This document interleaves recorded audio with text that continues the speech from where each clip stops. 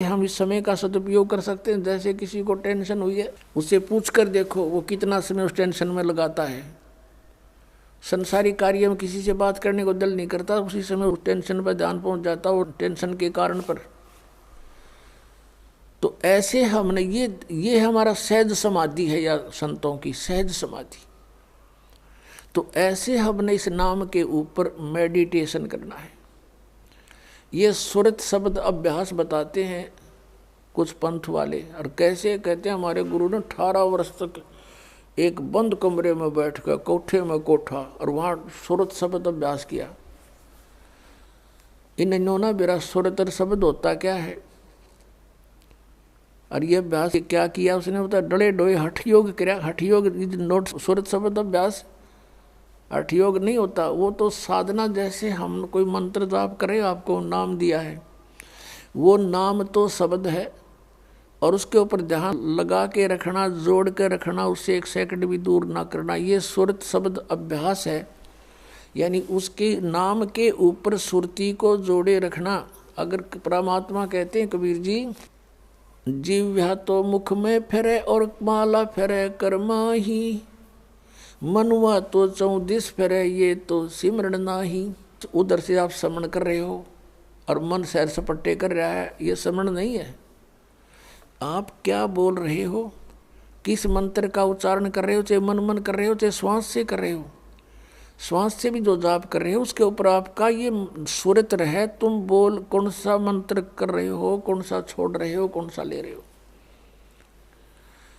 और इसको अभ्यास करना, इसकी प्रैक्टिस करना नॉन एज सुरत शब्द प्रैक्टिस, सुरत शब्द अभ्यास। ये कान बंद करके आंख बंद करके ये सुरत शब्द नहीं, ये तो बिला धुन सुनेंगे। फिर तो सुन ले चाहे ना सुन ले, तो बात जे रही अंदर जो कुछ हो तो हो ही रहा है। अब ये पिछले संस्कारों से आपके अंदर धुन आधी बज रही है और वही परमात्मा की ट्राई कर रहे हैं पुण्यात्माएं। जो पिछले संस्कारी बाकी तो बात भी ना करते, घुटी लाओ मौज करें अपना जैसा भी उनको धंधा करते रहते हैं।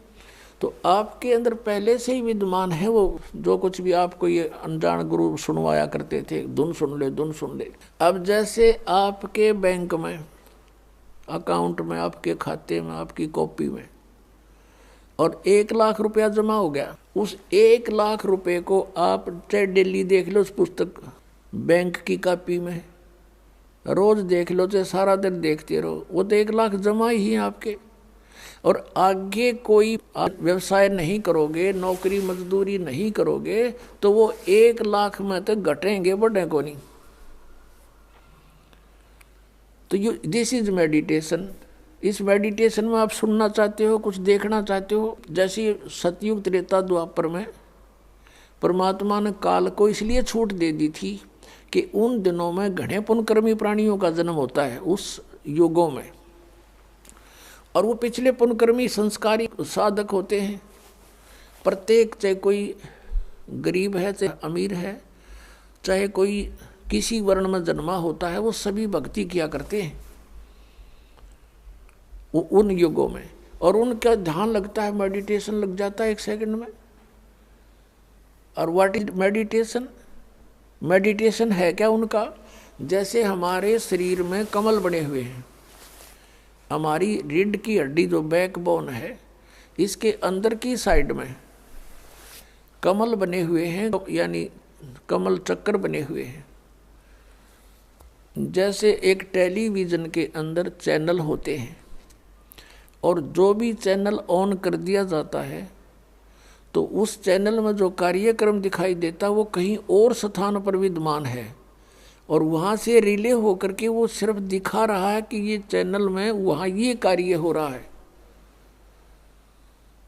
तो ऐसे ही हमारे शरीर के अंदर चैनल हैं, मूल कमल, फिर उससे 2 अंगुल ऊपर स्वाद चक्र, फिर नाभि चक्र जिसको नाभि कमल भी कहते हैं, और फिर हृदय चक्र हृदय कमल, और फिर कंठ का चक्र कंठ कमल, और फिर त्रिकुटी का कमल, और फिर सहस्रार कमल।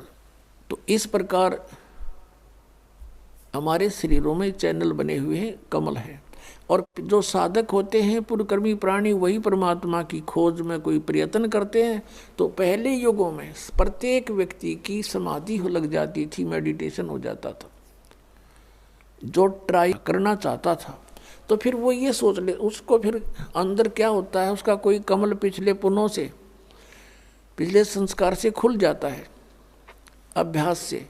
तो वो उस चैनल में क्या होता है कि जैसे फिल्म शुरू हो जाती है, फिल्म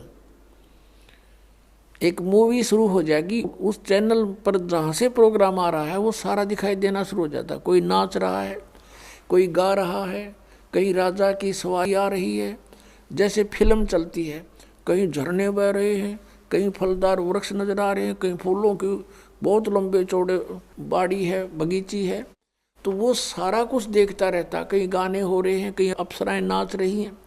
तो मेडिटेशन करने वाले जो साधक होते थे, तो यो मन वैसे ना टेकने दे उनको, 10 मिनट भी ना बैठने दे। ये तो कई कई घंटियां बैठे रहा करते, कई कई वर्षों तक बैठ जाते थे। अब अंदर यू बाहर की वस्तुओं से इस मन को अधिक अट्रैक्टिव चीजें अंदर दिखाई देने शुरू कर देती है। इसलिए ये फिर वहां धक्के खाता रहता, उस देखता रहता उस चैनल पर मूवी को।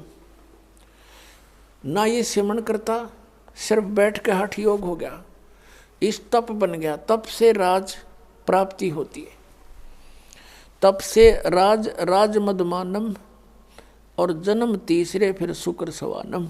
2.5 घंटे सुबह बैठ कर ये के ढूंढेंगे भगवान को, ये सिर्फ मूर्ख बनाने वाली बातें हैं। नीम हकीमों का ये तरीका है। तो ऐसे ये ऋषि लोग सतयुग त्रेता द्वापर में ऐसे साधनाएं किया करते, सभी करते थे। जैसे आपने महाभारत पढ़ा हो तो युद्ध के बाद श्री कृष्ण भी अपना ध्यान करता है, सिमरण करता है, अर्जुन भी बैठ जाता है, ध्यान करते हैं, सिमरण करते हैं। लेकिन सिमरण उस टाइम तो उनका युद्ध का वो था, कल क्या करना है, बेशक वो बैठ जाते थे, लेकिन वो जो समस्या थी उनकी, उन्हीं पर उनके विचार विमर्श आंतरिक होते थे। भाव ये है कहने का कि उनके पिछले इतिहास से हमें पता लगता है कि प्रत्येक प्राणी भक्ति करने की चेष्टा करता ही रहा है, और उस समय उनकी समाधियां भी लग जाती थी, जिस कारण से वो अपने क्रिया को अंतिम और सही मानते रहे। गीता जी अध्याय नंबर 4 के श्लोक नंबर 25 से लेकर 30 तक स्पष्ट किया है कि अर्जुन कोई देवताओं की पूजा करता है, कोई मेडिटेशन करता है, ध्यान लगाता है, कोई स्वाध्याय करता है, और कोई तीक्ष्ण अहिंसावादी व्रत रखता है, और कोई प्राणायाम करता है, कोई केवल योग आसन ही करता है, और सभी अपनी अपनी साधनाओं को पाप नाशक जानते हैं। फिर गीता जी अध्याय नंबर 4 के श्लोक 32 में कहा कि अर्जुन, ऐसी धार्मिक अनुष्ठानों की जानकारी विस्तार के साथ सच्चिदानंद घन ब्रह्म की वाणी में ब्रह्मणे मुखे, उसमें कही गई है सही विस्तार के साथ। परमेश्वर ने स्वयं आकर अपने मुख कमल से बोली है, वो साधना है सही, और वो है तत्व ज्ञान। चौथे अध्याय के 34वें श्लोक में कहा कि फिर उस तत्व ज्ञान को तू तत्वदर्शी संतों के पास जाकर समझ, उनको दंडवत प्रणाम करने से, कपट छोड़ करके उनसे प्रार्थना करने से वो तत्वदर्शी संत तुझे परमात्म तत्व का ज्ञान कराएंगे, उनसे पूछो। तो इससे एक तो ये सिद्ध हो गया कि Gita is not complete knowledge. Shrimad Bhagavad Gita में कंप्लीट स्पिरिचुअल नॉलेज नहीं है, इनकम्प्लीट है, लेकिन गलत नहीं कह सकते। हाँ, गलत वो है जैसे इस काल ने कुछ युद्ध कराने के लिए अर्जुन से अटकलबाजी की है। अभी आपको बता के 5वें अध्याय में वो कहता है कि ऐसे आसन लगा ले, ऐसे बैठ जा, नाक के आगे ध्यान लगा। ये इसका अपना मत है, स्वयं कहता है ये मेरा मत है, और बाकी वेद ज्ञान है। अब जैसे इसने युद्ध कराने के लिए अर्जुन से कहा दूसरे अध्याय के 37 और 38 श्लोक में कि अर्जुन, लाभ हानि को छोड़ के और किसी जय पराजय की भी चिंता ना करके तो युद्ध कर ले। अब पहली तो बात समझ की है कि बिना बगैर लाभ हानि के कौन सिर फुड़वावे, और फिर तुरंत कहता है कि यदि तू युद्ध में जीत गया तो पूरी पृथ्वी का शासन प्राप्त होगा, राज भोगेगा। और यदि तू युद्ध में मारा गया तो स्वर्ग में जाएगा, तेरे दोनों हाथों में लड्डू हैं, युद्ध कर ले। बता, इसका कोई थ्योरी है? पहले मैं तो कह रहा है कि लाभ और हानि छोड़ कर युद्ध कर ले, हार जीत की भी चिंता ना करे, और तुरंत लाभ हानि बता रहा है कि यदि मारा गया तो स्वर्ग में जाएगा और जीत गया तो पृथ्वी का शासन भोगेगा। बता, आप पे लाभ हानि बता रहा है, फिर क्या लाभ हानि मत सोचे। तो ये इसकी अटकलबाजी जो इस तरह की बकवाद इस काल ने युद्ध कराने के लिए की है कि किसी तरह यू नाश हो, वो करवा दिया इसने। फिर